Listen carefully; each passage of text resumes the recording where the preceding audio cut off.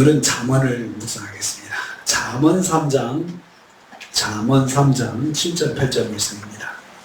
같이 공독하면 7절 8절 3장 7절 8절입니다.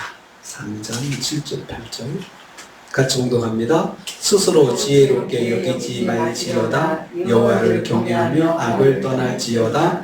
이것이 내 몸에 양약이 되어 내 골수를 윤택하게 하리라. 아멘. 오늘 말씀은 하나님의 백성이 하나님을 경외하는 것이 무엇인지 말씀하는 걸 내용을 하고 있습니다.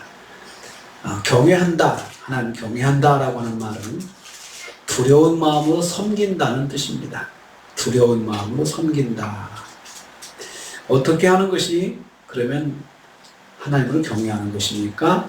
첫째는요, 스스로 지혜롭게 여기지 말지어다 라고 했습니다.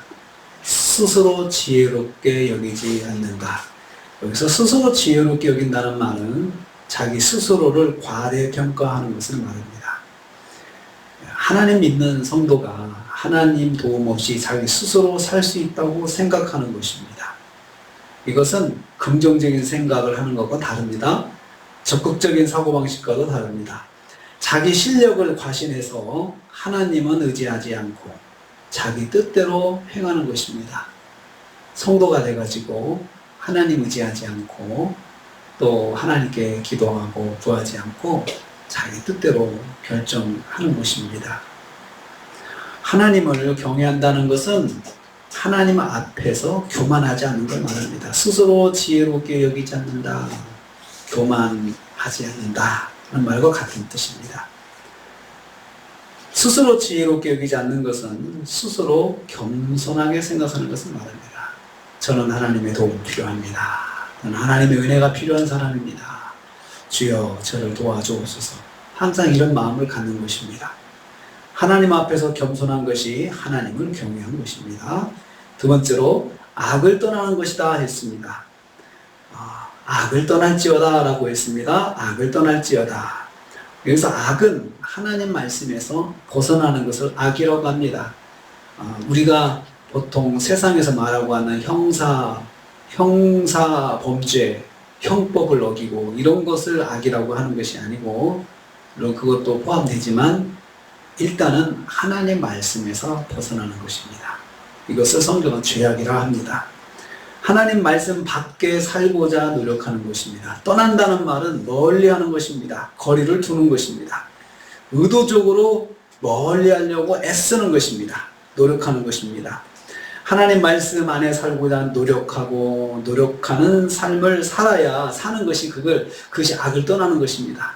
악을 떠난다. 하나님 말씀 안에 있으려고 하는 것은 노력해야 되는 것입니다. 노력하고 노력해야 지켜지는 거지, 그냥 될도록 되라 하면은 상황에 따라서 그냥 금방 벗어날 수 있는 것이 하나님 뜻입니다. 하지만 살다 보면 어떻게 온전하게 악을 떠날 수 있겠습니까? 노력해도 악을 행할 수밖에 없는 것이 인생입니다. 내가 노력해도 어쩌다가 잠깐 방심하면 내 하나님 뜻대로 하지 못하고 내 생각대로 할 때가 종종 있기 때문입니다. 이럴 때는 십자가 앞에 나가서 회개하고 다시 말씀 앞에 서는 삶을 사는 것입니다. 이게 노력하는 것입니다. 내가 부족해서, 내가 연약해서 또 그렇게 말씀 밖으로 갔다면 십자가 앞에 나가서 회개하고 하는, 죄송합니다. 주여 저를 용서해 주옵소서. 이렇게 하고 다시 말씀 붙잡고 사는 것, 이렇게 노력하는 것이 악을 떠나는 것입니다. 말씀 안에 거하고자 의도적으로 노력하는 것이 하나님을 경외하는 것입니다. 그래서 그렇게 노력하는 걸 보면 하나님을 잘 믿으려고 한다, 그렇게 말을 하죠. 근데 그것은 하나님을 경외하는 신앙생활을 하려고 노력하는구나, 이렇게 받아들일 수가 있습니다. 이렇게 하면 하나님께서 어떻게 역사해 주십니까? 계속해서 보면요, 이것이 내 몸에 양약이 되어 내 골수를 윤택하게 하리라. 하나님을 경외하면 어떤 결과가 있는지 말씀하고 있습니다. 건강의 복을 받습니다. 몸에 약이 된다라고 했습니다. 내 몸에 양약이 되어, 약이 된다는 말은 치유된다는 뜻입니다. 연약한 몸이 회복된다는 뜻입니다. 건강의 복을 주신다는 말씀입니다. 보이지 않는 가운데 역사하시는 하나님의 은혜를 받는 것입니다. 사실 우리가 몸의 약이라고 하는 것 우리가 먹어도 그것이 막 흡수되고 되는 거 우리는 못 느끼죠. 그런데 보이지 않는 가운데 그것들이 필요한 영양소가 필요한 곳에 골고루 들어가서 힘을 얻게 되는 것이죠.